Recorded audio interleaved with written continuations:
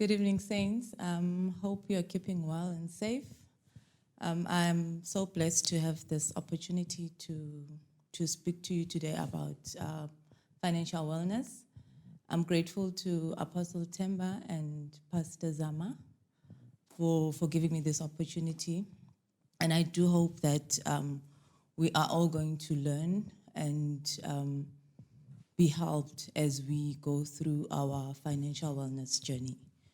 How do I begin? Maybe let's just start by talking to what is financial wellness. Just in terms of a high-level definition, I would talk to it's really the effective management of our finances. It's how we use money. It's how we make decisions around money matters. And all of those things are really determined or informed by how our relationship with money is. How do we relate with money as individuals in our different at our different levels? Some of us seem to have enough of it. Some of us it's just never enough. You think you've got it 1 minute, and the next minute it's gone. What informs that? There are various factors which inform our behavior towards money, the way that we think about money, and these vary from society, like the society that you live in. How do they deal money? That also affects you. Your belief system. What do you believe in? What are your beliefs? What's your value system? Because your values also inform how you think and how you view issues of money. Your relationships. Who do you relate with? Who do you hang with? All those things, they are factors which inform our relationship with money. One of the things that I like saying about money is that money takes the form of the hands which are carrying it.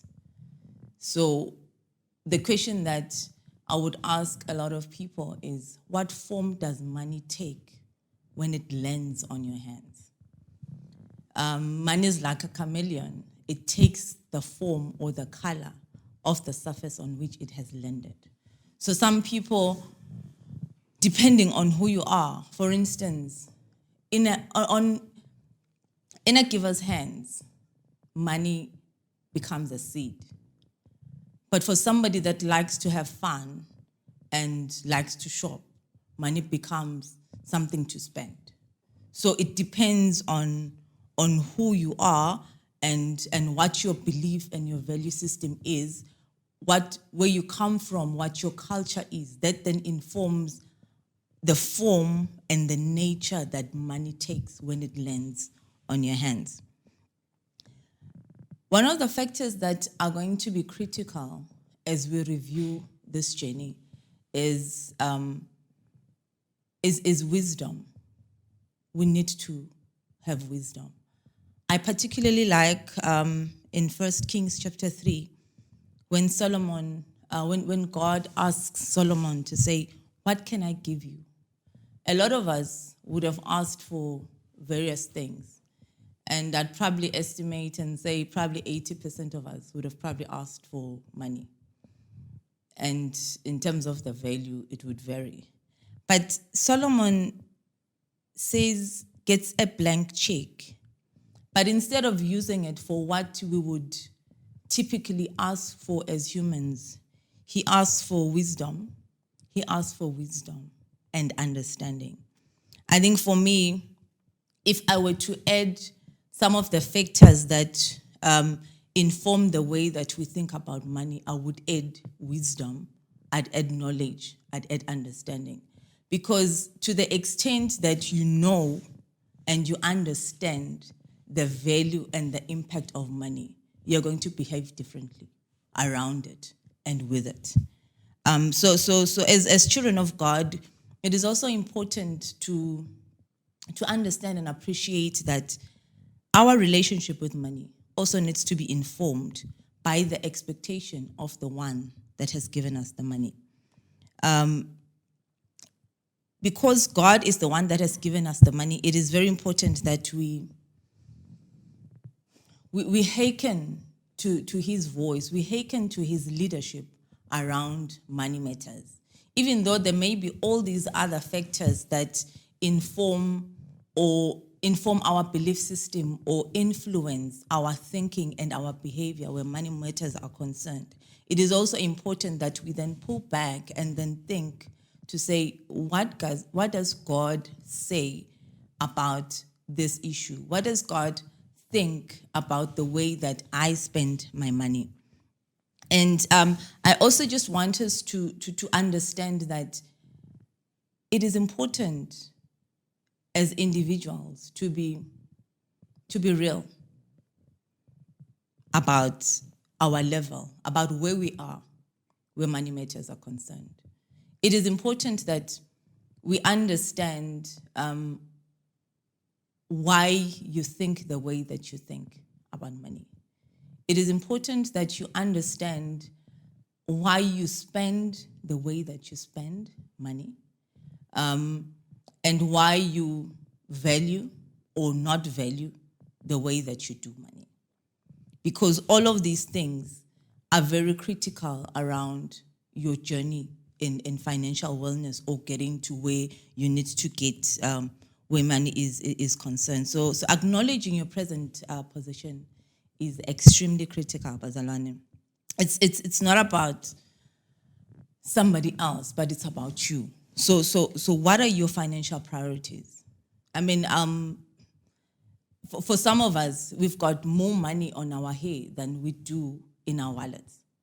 And that talks to what matters to you and what has informed that. You'd find that with other people, we grew up thinking that, or in an environment or a society where the people that were deemed to have arrived lived a particular life and dressed a particular way or did things in a particular manner. And for us, then and for you, that would have probably told you that, okay, so the day that I get money or I have money, then this is what I'm gonna do. So it's very important that your priorities and your habits, you sit back and you think, what informs this?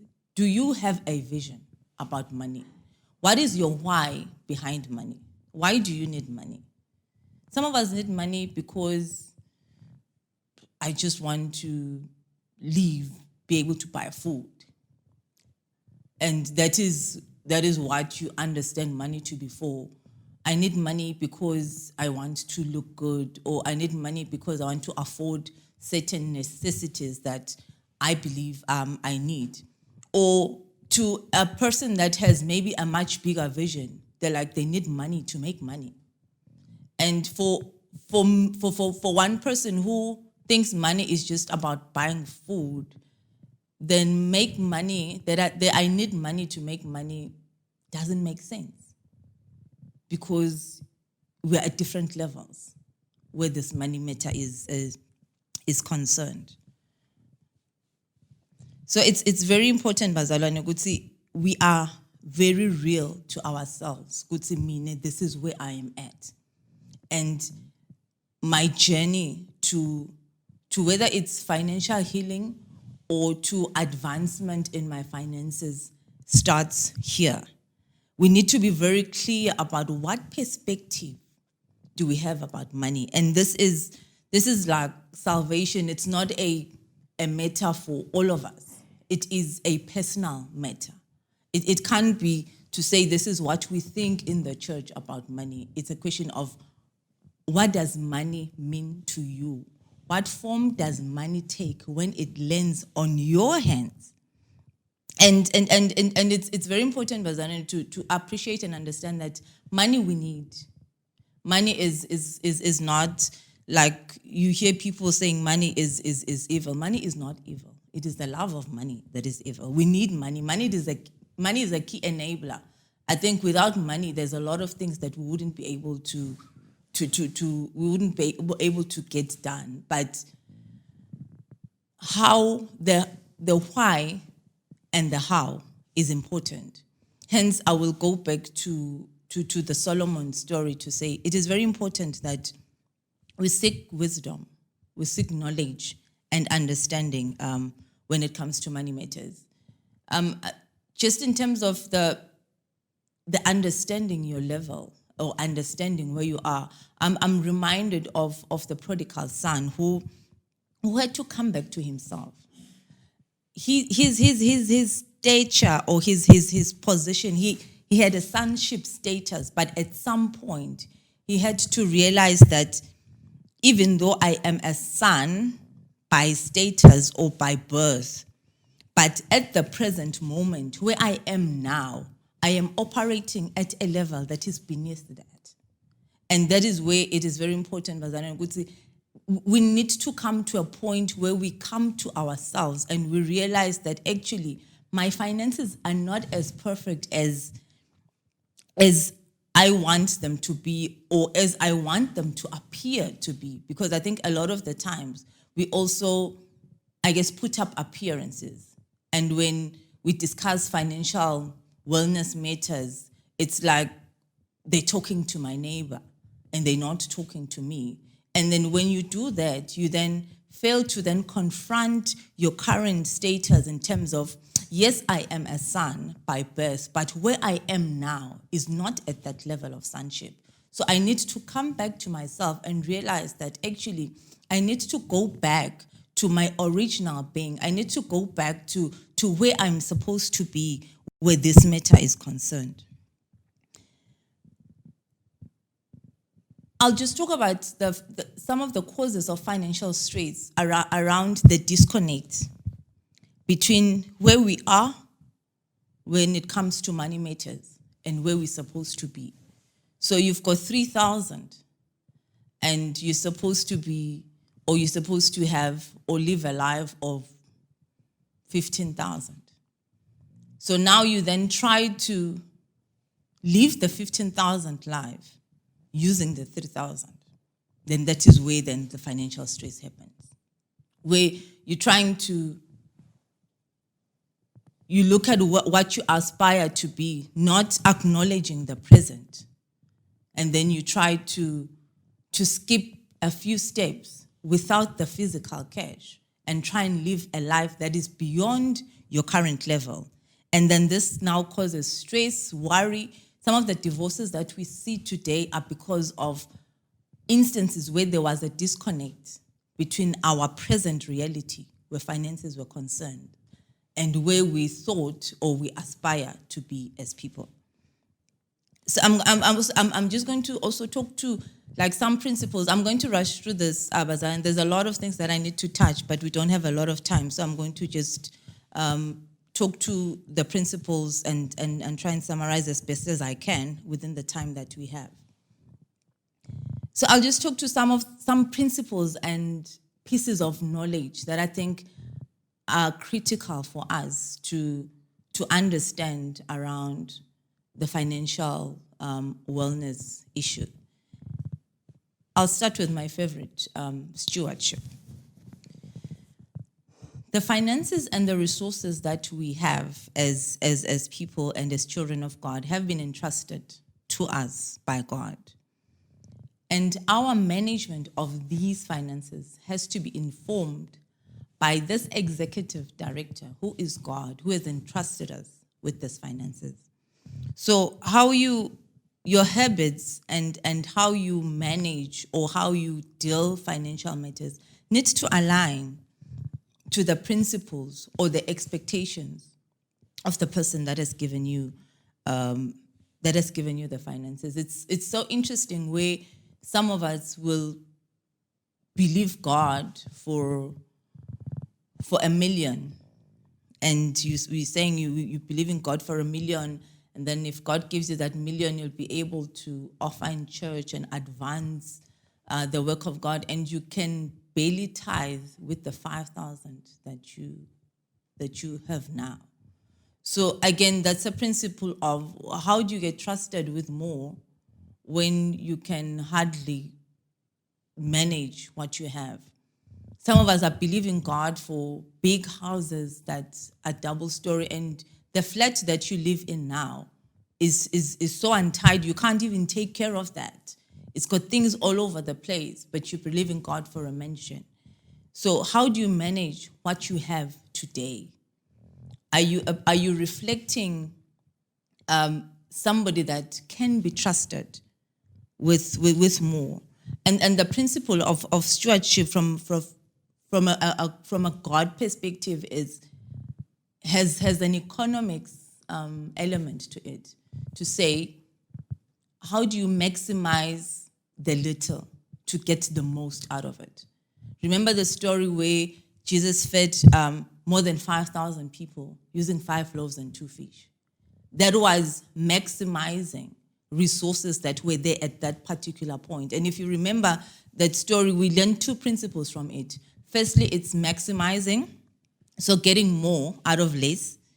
Then the other part is when everybody had been fed and that had more than enough, what Jesus says to the disciples is, pick up what is left. So it also talks about no wastage. A lot of us, today, we are in financial distress because the way that we manage also has elements of wastage in it. We've got no appreciation of the value of money. We spend it anyhow. It's very easy for you to be like, it's only 20 cents or whatever. We don't plan around money. So if we were to learn from our executive director, being God in this instance, around how should we manage the money that you have given us? How should we manage the resources that you've given us? I think I would summarize to say we need to be able to do more with less. And with the resources that we've been given, we also need to manage and guard against any form of wastage. Plan. Proverbs 21:20 says, the wise store up choice food and olive oil, but fools gulp theirs down. To avoid wastage, you need to plan. I was actually thinking as I was preparing for this session to say, how many times have you had to buy cooking oil from a grocery store, which is a lot more expensive than Spar because you failed to plan?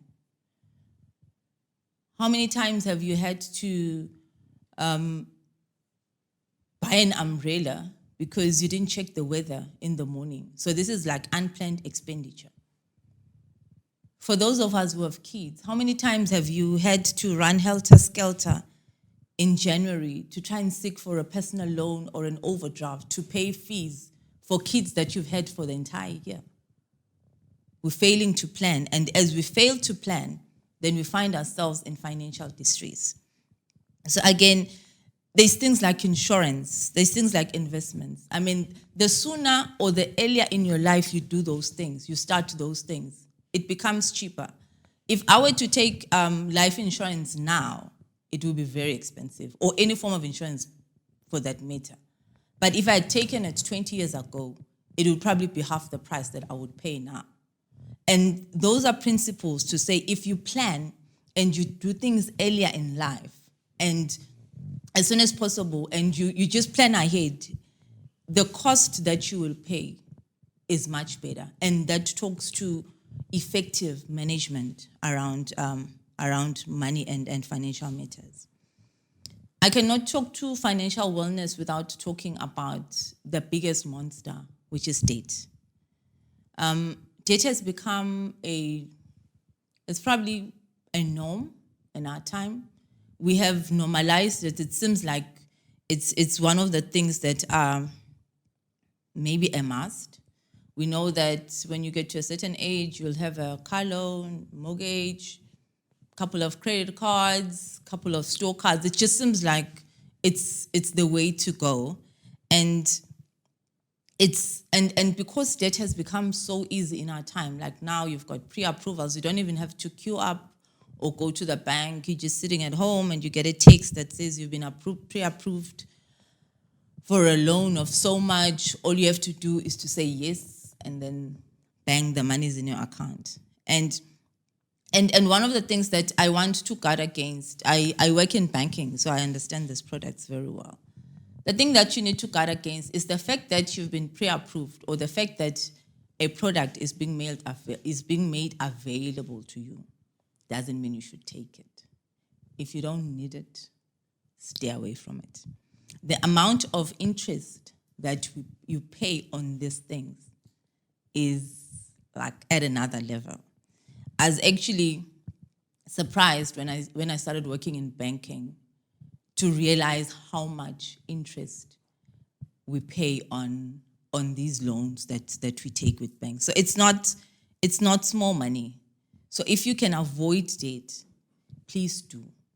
If you can pay for something, you can save up for something and pay it cash, stay away from debt. If you do take debt for whatever reason, which is not advisable, please do read the fine print and understand exactly what you will be paying for. Because half the time, you will probably pay, especially mortgages, you may find that you actually pay close to $1 million more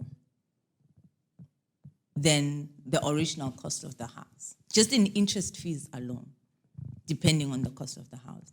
So it is that, and that's not small money. So where you can do things cash, you've got the ability to do cash, or you have the ability to wait, because the other thing that propels us or sometimes makes us want to take debt is because we want things now. And the loan is available now. It's been pre-approved now. So you feel like, why not? So if you can wait, then please do wait. If you can save for it and take another 6 months before you get it, I think I would advise that you do that, because debt in its current form is very expensive. And the problem with debt is that it will not just only at some point embarrass you. If you go to the story in 2 Kings chapter 4, the widow and Elisha, that the widow says to Elisha, my husband, your servant. So this person is a servant this is a person that feared God, but debt embarrassed not just him, but his wife and his kids. So he left debt, but he was a person that feared God. So now they are embarrassed, and creditors are after them because their father. So the debt that you are taking today, the debt that you are failing to manage today, may not just affect you, but it may affect your kids and maybe their kids as well. So we need to guard against these things and be very, very careful around being slaves of debt. The Bible says in 1 Corinthians 7, verse 23, you were bought with a special price. Do not be enslaved by the world. Some of us can't even, there's streets that we can't go to. There's people that we don't want to talk to now because we owe them.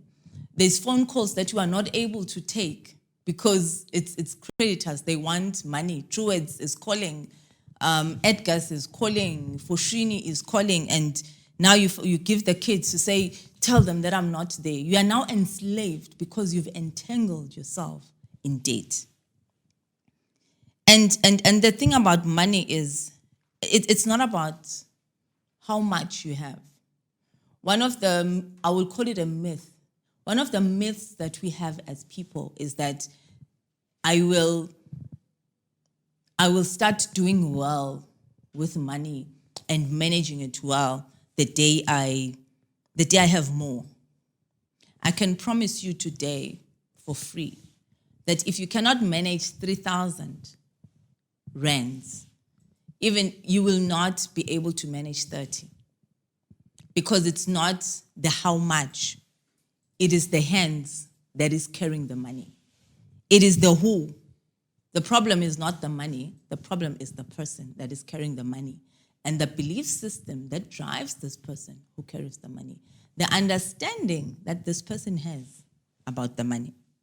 So we may all believe for a supernatural increase and you may get it, but for some of us, you'll get that money and squander it. And for the other person, they'll get that money and do something that's worthwhile or something of value with it. So you will know that there are people that have won lottos in the past, like big monies. If you go back and look at some of the lives of those people to say, where are they today? Where are they with those millions? That money may have landed in the wrong hands. If the same money had landed in somebody that had a vision around money, around what they want to do and the wealth they want to bring, they would be far today. But because it landed on the hands of somebody that thinks money is a consumption commodity, it's something to be spent and spent on maybe things that are not really important, they're not value adding, they're not asset building, they're not wealth building, it's sort of like vanished like that. So it's very important that we understand that it's not a value issue. It's a relationship issue. Organizing your finances. That's the other factor that will cause financial distress is disorganized finances. Have you ever seen a person walk into Pick n Pay with a trolley? They do shopping, they get to the till, and the cashier looks at them like, ma'am, your card has declined. And this person's like, what? For me, it tells me that this person doesn't even know that they don't have money. And that is disorder at the highest level. How do you do shopping and then discover right at the end that you actually don't have the money to pay? So this is where you don't know what you spend on. You just spend, and then only realize on the 15th that, oops, I've actually run out of cash and I don't have money to live on for the rest of the month. So you need to be orderly. You need to be organized. Understand, monitor your spending. What am I spending my money on? How am I spending it? Like, what are my expenses? So that you also monitor your patterns. Look at the things that you probably can avoid, to say, okay, maybe I'm spending too much money on, I'll probably say airtime. It's a small thing, but I'll say airtime. To say, why am I really spending 500 on airtime? Do I really need to spend that? Maybe I can cut that to 200, so I use the 300 for something else. So if you track and you organize your finances, you are able to also identify these bad spending habits, which you would need to then uproot as you fix your finances, as you walk the journey of financial wellness. But if you've got things all over the place, you're not budgeting, you're not accounting for anything, you get paid on the 20th, on the 25th, you're already running on reserve when it comes to your finances, and you're wondering how you're going to get through the month. That is disorder. And we do know that the God that we serve is not a disorderly God. So we do need to organize our finances, understand what are you spending on, how much are you spending on, for what? Is it really important? Should you be spending on it? Okay, then I just want to then just highlight the issue of living within your means. I think I have touched on it a bit in the other areas, but we need to also appreciate that it is important to know what you can and what you cannot do, when you can do it and when you need to pause. It is okay to downgrade if you're not in a good financial position, to say, okay, maybe I need to move from this area because it's slightly expensive and live in this area so that I can recover financially before I go back to stay in this suburb.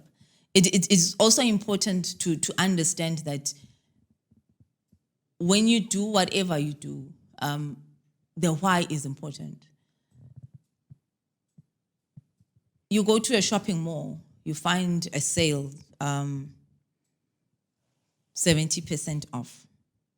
The fact that it's on sale, and I'm saying sale in quotes because a lot of the time I don't even believe it, that these things are on sale. It's actually the correct price that they should be charging, because businesses are there to make money. So they wouldn't sell to you at a loss. So whatever price they sell to you at is actually the correct price. But let's just assume we believe the sales story. The fact that it is on sale doesn't then all of a sudden mean you need it and then you have to buy it. Shops are not wrong by doing sales and promotions, but for us to just see those big red banners and then start buying and say, no, I'm buying 10 of those things because it was actually cheap.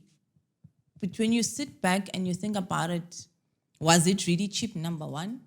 And number two, did you really need it? Like, do you really need it? Could you have used the cash for something else? So it's very important that we also very discerning. There's one of the shops in Swaziland, which I'm not going to mention, which was selling Oros for like the small 2 liter for, I think the normal price is like $29.99. And then at some points, and they've done it different times, at some point they would then say you buy 3 for 100 and put like a big poster that makes that seem like it's a bargain.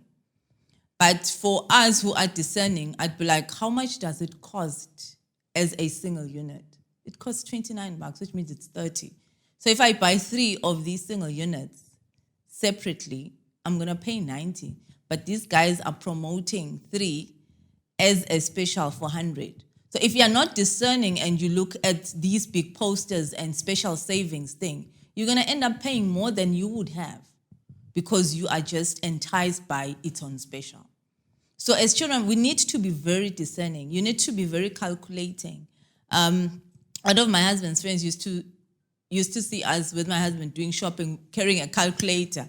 And he used to call us the calculator couple because we used to like compute to say, okay, this is what we have for groceries and we can't exceed that. And he used to laugh at us all the time, but it worked because we were working within a specific budget to say we don't want to spend more than we have budgeted for.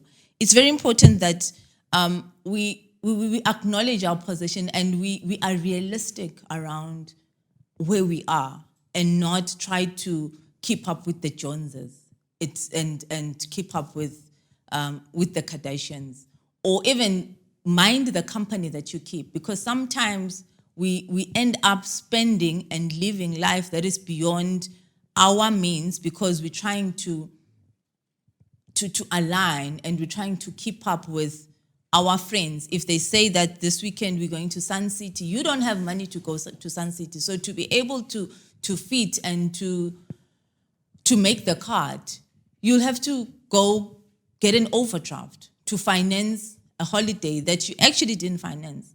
And it's okay to say, my friends, this weekend I'll have to skip. I don't have money.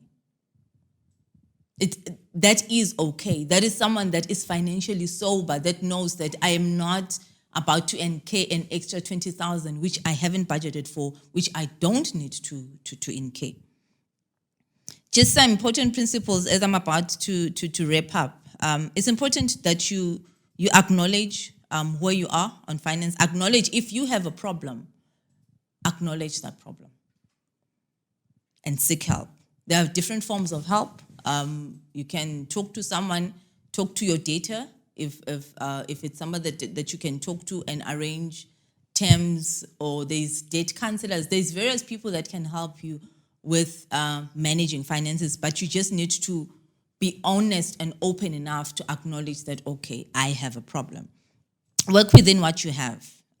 Read the fine print. Don't just go for anything, accept any contract, get into any debt agreement without reading the fine print. What is in it for me? You have to plan. And the other thing that we are not taught is teaching our children the right principles about money at a tender age. Because how they see us behaving when it comes to money matters, how they see us handling finances also informs their belief system and their values around money. So if they see us reckless, they will think that that's the way to do it. So we need to make sure that we instill the right principles around money and be discerning, know when to spend, what to spend on, and just know, I mean, sometimes for business people, you will be offered like a contract and whatever, which is then going to make you worse off, or you're going to get ripped off.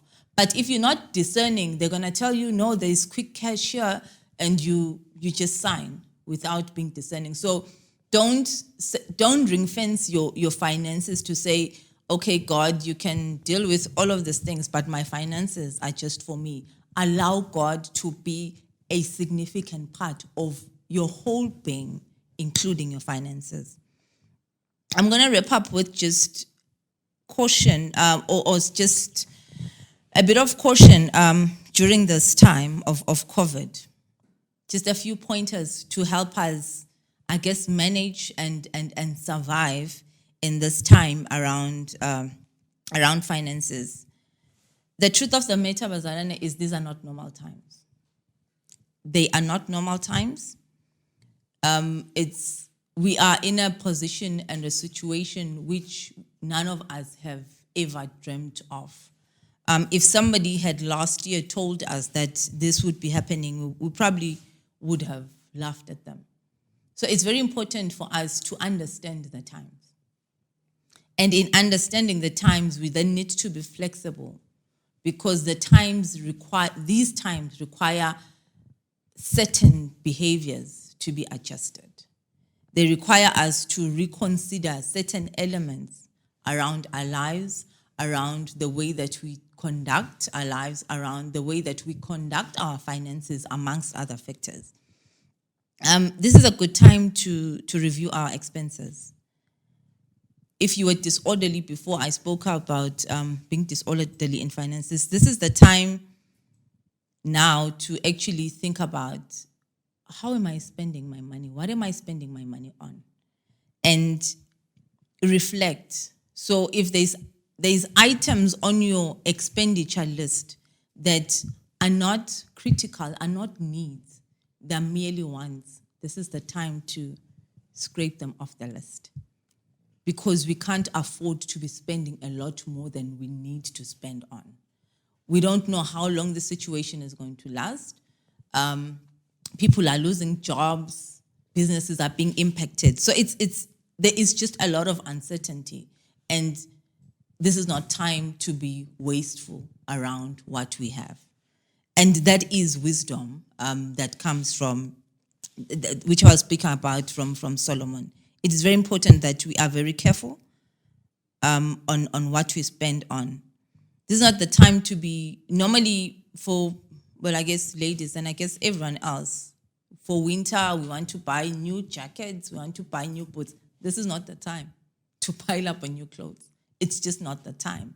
We are all working from home, or mainly working from home. There's just no time to be slaying. If you can use the clothes that you were using last year, they still fit, stick to them.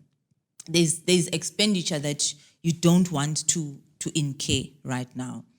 And for major expenses, if you had a big plan to buy your big car or whatever, this may not be the right time to do that. This is the time to protect and conserve what you can. Your health is your world. So from a priority point of view, you want to prioritize things that are going to advance your health. You want to prioritize things like food and all of those basics, but you can't prioritize luxuries. This is certainly not the time. This is the time to be true economists, to be the people that are going to feed more than 5,000 people with the 5 loaves and 2 fish. This is the time. If it were the right time, I would say this is the time. In terms of borrowings, interest rates are at ridiculously low levels. Like, in my banking history, this is like by far, this is the lowest interest rates have been. And for some of us, this would be a good temptation to be like, debt, I'm going to pay less interest. Please, a big no. If you can stay away from new debt, please stay away from it. This is not the time. We don't know how long this thing is going to last. The interest rates may be low now, but you're going to get into long-term debt, and then interest rates, once this whole thing subsides, they're going to rise back up gradually. And you'll find that you are actually worse off in the long run. So if you can avoid any form of debt, please stay away from it. And then if you are already in debt and you are struggling, please do speak to your financial service provider. Do not run away. Do not even try to skip your repayments, because, again, the repercussions of that go way beyond COVID. You're going to find yourself blacklisted with a bad credit record, which is going to last for the next 5 years, way beyond COVID. With some of these bad credit records, you find that it also will impact, if you're in business, future business opportunities. If you're in corporate or employment, it's going to impact any future employment opportunities, because some employers do check your credit record because it tells them about who you are and how you manage your life. So if you can't manage your finances, then they ask themselves, how can this person even help us in the company or manage whatever role that we want to give them? So these things go way beyond. So I think for me, it's very critical. I know that some people have had salary cuts and all of those things. Where your banker is providing any form of payment relief or payment holiday, do speak to them and take advantage of these things. If they are not, still talk to them and advise them of your predicament and see how they can assist. Whether they restructure your debt or they just allow you reduced installments or whatever, but don't disappear, because then that will have a bad record on you. This is a bad time. Again, everybody wants to make quick cash, and that includes fraudsters. So those guys are on the lookout for anyone that is gullible enough, that is naive enough to fall for their prank. So you need to be vigilant again and be very careful around all the warnings that you get to say, don't do this, don't give your PIN number to anyone, don't just click on any link that says you've won whatever on the internet, because they're gonna steal your details and then eventually get to your account. Be vigilant. Everybody is trying some form or means to get money. Others are gonna sell to you those get rich quick schemes, pyramid schemes or whatever, and you're gonna go in there thinking it's bad times, I need money, or I'm not making enough now, and you're gonna go in and you'll find that you're gonna be worse off than you were before. So we need to be extra vigilant. If it seems too good to be true, it probably is. So please be discerning and don't just join anything that anyone makes or promotes to you. Save what you can. A lot of people are working from home, no fuel costs. The fact that restaurants are now open and you can order pizza doesn't mean you can or you should. Still cook lunch and save on that, because we need to maximize and keep as much as we can. So it's really to say this is the time to be a lot more vigilant and a lot more conservative in our expenditure. Where you've had a setback of whatever form, I think let's not forget that in terms of the theories of this world, there is no tree that will grow in a desert. But we serve a God who specializes in impossibilities.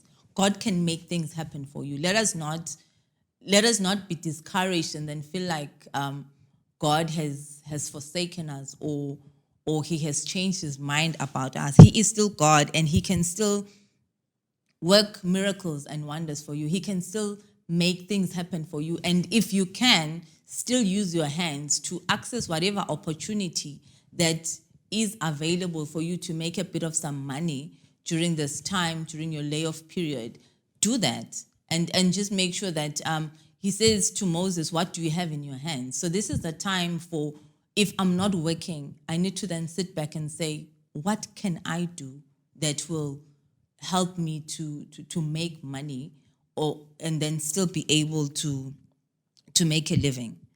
The last thing that I want to talk to just around COVID is this is not the time again to withdraw, particularly investments and savings. Depending on whatever investment that you have, you'll find that when you look at the balance currently, you're saying that stocks have really crashed and it's not looking good. My advice would be leave it there, because markets and stocks crash all the time. It's not the first time. They're going to get back up. So when they get back up, you will actually be better off than you are now. So we need to exercise a bit of patience and not withdraw our investments now, because you'll find that actually you're going to be worse off and lose out if you try and panic withdraw now, yet in a few months' time, the stocks will stabilize and your returns, and you will get your returns. So really, Bazalwane, as I get to a closure, I just want us to, I just pray that God helps us to reposition our thinking about finances. The way that if your background or your culture or your society misinformed or misdirected the way that you deal with finances, and as such, it has landed you in some form of financial trouble or the other.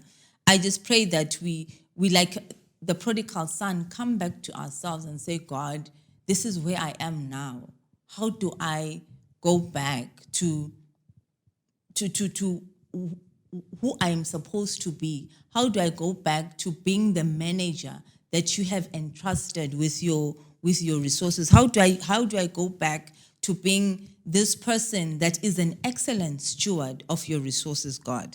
May we never divorce our finances from who we are as children of God. May this be a part of who we are. When we say the Holy Spirit guides me and leads me, may the same Holy Spirit also lead and guide you through your financial management. May we allow the Spirit of God to continue to teach us, to guide us, and to direct us in everything that we do. Where we need help, let's seek help.